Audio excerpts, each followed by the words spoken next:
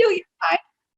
Welcome to Jenny Melrose of the Melrose Family blog. Jenny, tell us about the Melrose family. Of course, Kate. First, thank you so much for having me. And I love being able to share any information that I can to answer any questions, because I think a lot of people have that kind of understanding that we can't just have a brick and mortar. We need to be able to figure out ways to draw leads, draw attention, and have another side hustle potentially by using an online presence. And a blog is an absolute great way in order to do it.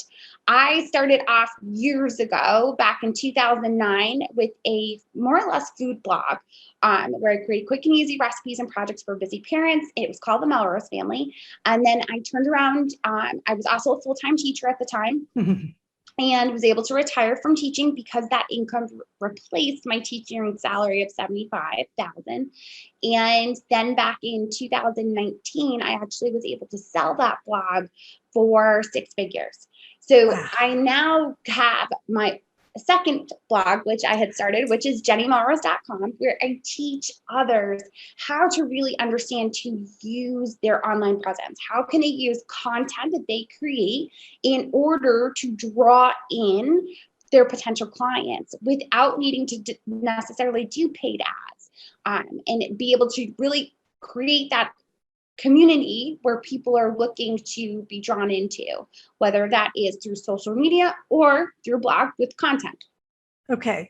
And that's one of the things I know when I was first asking you to do this, I used the term side hustle because that's what it would be for most of us starting out. I don't know if counselors would eventually, give up their practice and go strictly to blogging. But for you, you literally turned this into a career, which is just amazing to me because it's still such a foreign world to me.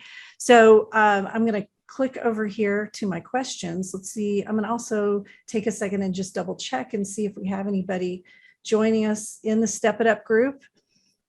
And so far, wait, no, that's last week's. Looks like just you and I. But it's working. That's good. All right. We've got sound. We've got video. So perfect. My questions. So is blogging a good side hustle? Yes, it absolutely can be. Not only can it be a good side hustle, but it also can be an extension of what you are already doing. So that if you do have your own practice, ways in which to attract new clients, new potential leads to come into your practice to use your services. It just provides an opportunity for you to also set yourself up as the expert.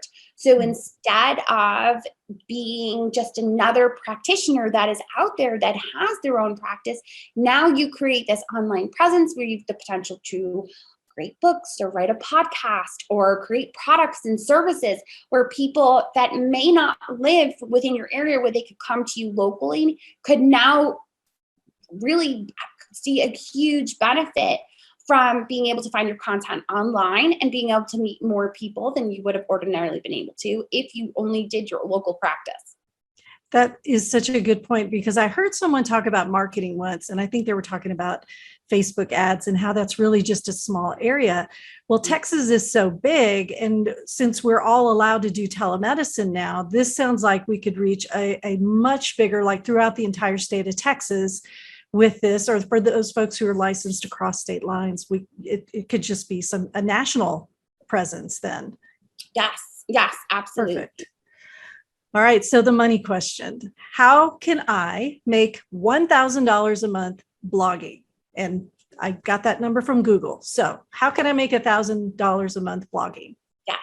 So when it comes to blogging, you're creating content that people are looking for. What are the questions that people ask when they come into your practice? What are the problems that they have? What are they struggling with? And when you're creating content or blog posts, you want to be able to answer that question, have the full extent of what they can potentially answer for them so that you will end up coming up in Google. When people type that question potentially into Google, they will now find your content, land on your page. And this is where you have the opportunity to potentially sell your own products or services. You can also add in ads, which is another way, Or you can also use affiliates, where affiliates is you get a portion of the proceeds of whatever it is that you are offering up to your people. So it's kind of like almost like a kickback for someone buying a product that you're recommending that could benefit them for whatever problem it is that you're solving with it.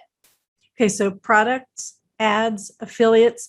And by the way, counselors listening to this, it's okay to get a kickback from a blog, right? I know we are always talking about no kickbacks, but this isn't the same thing. You're getting the kickback from the product or the advertisement or the service that you're promoting through your blog. So product, that would be something like a book or maybe something a counselor develops, like a brochure or but tell us about ads. Ads are kind of that mystery thing for me out there. I don't know how would you do that? Yes. So ads come after you have a certain amount of page views. You want to have probably anywhere from 30 to 50,000 page views in a 30-day period. So I know I'm spitting out a lot of numbers, but a page view, for those that are not familiar, is every time someone lands on your site, any one of your blog posts. So you can have multiple people on your site at a time looking at different content, and each one of them individually counts as a page view. The more page views you have, the more chances you have to be able to qualify to be able to put ads up on your site, and you will earn pennies on the dollar for every person that comes and views your site. So it's passive money that just happens once you've created content that people are consistently coming to. And so how do people, if they're on top of that, and by the way, I will bring in an expert to talk to us about page views and SEO, and Jenny, you could do that in your sleep. But I'm keeping you focused on blogs today. Of course. So how would someone find out? Let's say they're familiar with Google My Business. They know how to go in and look at their back office and count the page views. They know how to do all the things. They hit that magic number. How would they then sign up for something that would help them get ads? Yes, there's ad networks that are out there. Google AdSense is one of the basic barriers that people start with, where you don't necessarily need to have a certain amount of page views, but you won't see much money coming from it until you hit a certain amount of page views. Once you get to about 50,000 page views, Mediavine is the most popular ad company that will allow where you will sign up with them, get qualified. They do everything on the back end for you, and everything just kind of runs then in your sleep. You don't have to add anything. They set up code, and then you are good to go. There's other companies as well, like AdThrive is another large ad company where if you get 100,000 page views in a 30-day period, you'd want to jump up to them because they're something we call RPM, which is the amount of money that you get per every time someone comes to your site, can go up based on the company that you're using. Wow. Okay. And I will post those links and Step It Up. So look for that getting posted in your Start Here, right? In your module Start Here. And that's where I'm going to post all these replays. If you're purchasing the replay for $20, I will post them in the Step It Up group. So keep that in mind. So Jenny, what about affiliates? So I know with Amazon, there are folks who, like, if let's say I love a book and I want to recommend this book to my clients, and I tell my clients clearly, hey, this book can help. It's not a cure. It's not a condition to keep seeing me. But if you buy this book, I get like 5% cut of it. That's what I'm familiar with Amazon and those types of things. But what other affiliates can folks use on their blog? Yes. So Amazon is definitely one of the most popular because it's the easiest and people obviously use it naturally. Everybody is on Amazon buying things constantly. There are other outside programs like Share a Sale that will have different affiliate programs that are part of it. Another great way to do it too is that if you know another counselor or you know someone that is in your profession that has their own product or service, seeing if they have an affiliate program and offering that, you will often find that the affiliate percentage is much higher when you are dealing with professionals that own their own products or services. Okay, so ask around. Yes. Okay. Definitely checking in your industry.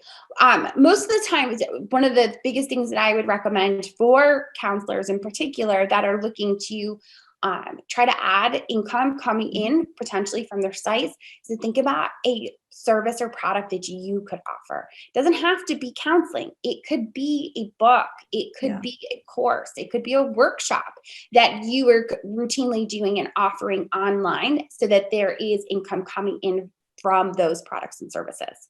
Okay, good. And I don't want to go off script here. I want to make sure I'm asking the things. We talked about how do bloggers get paid? How do beginner bloggers make money? I want to shift a little bit though, because one of the things you taught me was basically Google a pain point. So I'm a marriage counselor. So if I want to Google, does marriage counseling work? I'll have these 5 sort of key questions that Google has curated for me, right? And I can pick those and I know that they're the most searched terms. And then I can write based on those 5 questions, right? Yes. And then so this is kind of shifting to counselors using a blog to bring in customers or to bring in clients. So talk a little bit more about that. Yes. So I actually would love to give an example. And we're going to use our friend Cindy, if that's okay. Yes. Oh, Cindy Dole, the amazing Cindy Dole. Yes, yes. You're probably familiar with her. So she has the blog and also podcast that I pushed her to do. Code for Couples is the name of it. And she will create content based on those questions that her people are struggling with. So Code for Couples, she works with spouses and their husband, wife, regardless of who are police officers. So she's normally dealing with their issues that they deal with in therapy. She also has a book that is written specifically for them that has put her on the map as far as being an expert in her industry, in her practice, talking and trying to attract couples that are police officers, husbands and wives, because it's of course what she knows, being one herself, as well as that is what she is an expert in. So she will create content via Google, any sort of issues that they're running into. How do I deal with the late nights? How do I communicate when they're dealing with traumatic events? And then she'll Google those and see what terms come up. And then those questions, like you said, are the ones that she will make sure that she answers about those topics. Just making sure and thinking about when you have clients that come to you, what questions do they always ask? What are their biggest pain points? And making sure that those are the words that they're using in Google. Because as professionals, therapists, you probably are taught certain terms from schooling that someone from the outside may not use. So what are the terms that they actually are using? And that's what you're using Google for to try to better understand. So your blog, actually, let me work it backwards. You can have a podcast and turn it into a blog, and they can both kind of tie in together. And so you really need to do some work then, it sounds to me, before you ever take this on as a beginning blogger, really to know what it is you want to write about. Yes. Right? I mean, you've got to get focused before you just sit down and start typing. Yes. I think one of the biggest things that people always say, Pat Flynn has a great book called Will It Fly? And he talks about this idea that you can't just create an airplane in the air. You have to actually do some research. You need to know, are you answering the problem that people actually have without just writing content and throwing it against the wall and seeing if it's going to stick. Instead, talk to the people, to pay attention to the clients that you do have, the conversations you are having with others. What are they truly struggling with? What are the words they're using in order to describe it? And then creating the content that helps solve that problem. Yeah, I remember when I was starting to blog and I just wrote about, like, I'm looking out the window and here's how a sunny day can, and I just felt like I called it rocks off the Grand Canyon because I literally felt like there's nothing happening. I'm putting in hours and hours of work. And it's always that, nauseating feeling when you hit publish. And it just felt very dissatisfying. There was no reward. I certainly wasn't, seeing a return, at least I didn't think. But then once I started working with couples surviving infidelity, I started focusing my blogs on what's a good apology, What do amends look like? How do you know someone is doing the work, and tying in resources? And my clients actually started watching that. So I still had to take the phone call, talk to them about my services. But as a beginner blogger, if you're a counselor and you're like, okay, I'm ready, I'm going to start blogging, what do you feel like the first steps should be for that beginning blogger? Yeah, to really sit down and know what the problem is that you're going to solve. What is the mission statement, more or less, of that you are trying to create, your vision for your blog? I think a lot of people just start, and there's nothing wrong with just starting, because I am a big believer in just jumping in the deep end and figure it out as you go. But at the same time, you can waste years doing that. So really trying to think about, what is the problem that I am solving for people? Who are my ideal people? Do I want to talk to everyone under the sun? Or, like the example you just gave, do you want to talk with couples who have dealt with infidelity? Or Cindy, do you want to talk with couples that are police officers? Just really trying to figure that out is going to be key, so that you know exactly who you're trying to attract. Another client that I have that is a therapist, she deals solely with middle school to high school girls that are going through that whole, like, trying to become an adult and dealing with all that comes with the back and forth with parents. So that content needs to be very specific and be attracting your ideal person that you're trying to work with. Okay, and this might be a good a time to talk a little bit about what you do, because you have been just so invaluable to me. You literally helped me recreate everything that I do in my practice, in my Kate Walker training. In terms of numbers, my sales have gone up, my emails have gone up, people who follow me have gone up. Everything has just gotten better since I started coaching with you. So talk a little bit about how you help folks with all of this stuff, turn it into something that really helps their business. Yes. So I work one-on-one. I also work in what I call mastermind groups, which you also are a part of.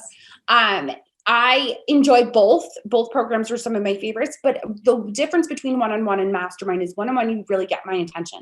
I am going to ask you specific questions about your business, where you're trying to go.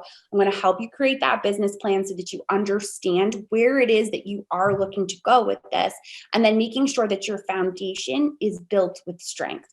Because oftentimes when we do just kind of jump in and try to do this online, because it isn't something that takes a lot of money necessarily to start writing a blog, right? You need some basic things, and then you can just jump in and start doing it. It can be a great marketing tool for you.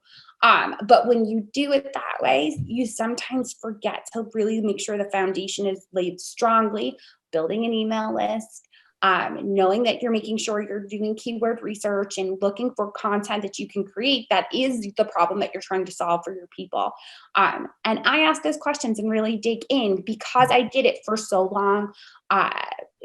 For myself, having started in 2009, I've watched all of the things change from Pinterest just starting to Instagram didn't even exist when I was there. TikTok obviously wasn't there. So there's all these different forms of social media that also play into this, that I can tell you, don't waste your time on TikTok. Or I can say, Twitter, yeah, not necessarily what you need. But I may say to you, think about how you can use Instagram and how are your people there and what are they looking for and what kind of hashtags and things like that can we use in order to attract those people that are there, that are your ideal clients. And sometimes they're there and sometimes they're not. But I help you really try to figure that out and hone in on your the things that you can do, the strategies and marketing strategies that you can put in place in order to really start to attract the right people to the products and services that you're offering. And I highly recommend Jenny, because she doesn't just talk the talk. She holds you accountable, and she will help you with products. And when I say that, I mean things like, who's your web host? Who's your email provider? How do you make those two things talk to each other and make it all very, very seamless? I know before I started working with you, Jenny, I was just I was working super hard, and I'm working less hard and more smart. which I love. And so, yeah, if y'all want that information, I will post that in the thread below. I'm going to post information about how to contact Jenny, and just reach out and do an intro phone call with her. It won't cost you a thing. Just ask the questions. So Jenny, last thoughts. What would parting thoughts for a counselor who is, or even a new supervisor who's wanting to use a blog as a part of their practice? Yes, I would say, really, again, I feel like I stress this so much because I see the biggest mistakes I see for people, but is really understanding that problem and how you can take it to another level and make it more in depth. I think one of the things that I didn't have to do so much with you, Kate, was because you already had your own products, you had courses, you had memberships, you had all these things. I didn't have to really try to pull and dig in and say, okay, this is what we can really offer.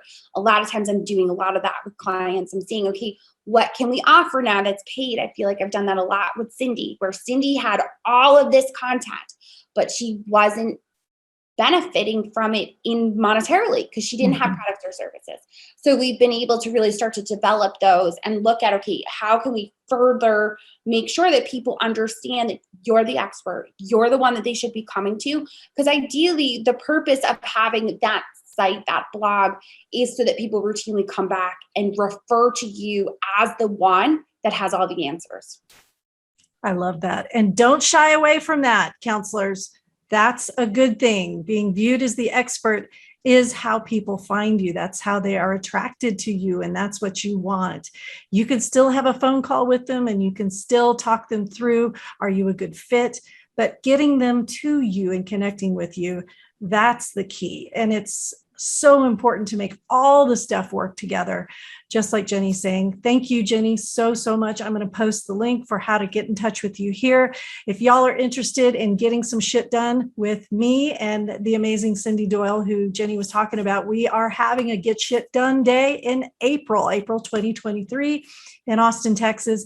And if you're interested in more information about that, I will post the link so you can get on that list, and we will send you information today. So thanks for watching, Step It Uppers. And Jenny, you hang out. I'm going to stop the recording first. Bye. Thanks so much.